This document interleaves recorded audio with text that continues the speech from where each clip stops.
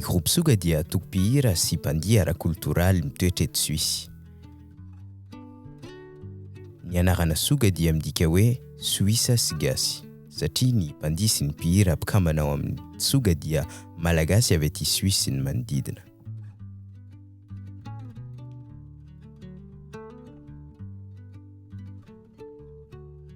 Dikany faharoa dia ilay lamba Suga avy any Madagasikara. Lamba na dia tsy tena raitra dia mitazona hafanana sady mafy no maharitra.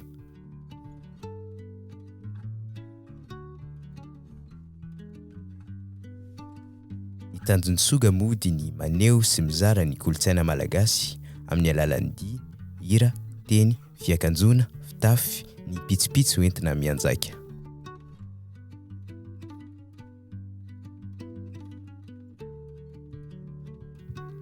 Manomboka amin'ny vagidrazana ka hatramin'ny dihy afrogasy, mampiseho ny faritany, ny teny sy ny kolontsaina samihafa izay hita any an-tanindrazantsika.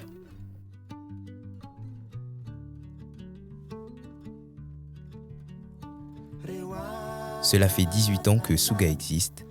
Nous faisons des performances de danse et de chant pour différentes associations basées en Suisse et dans les environs et œuvrant pour Madagascar lors des fêtes des vendanges, pour des événements privés, mais également lors des RNS et pour l'équipe de basketball de Genève, les Lions de Genève.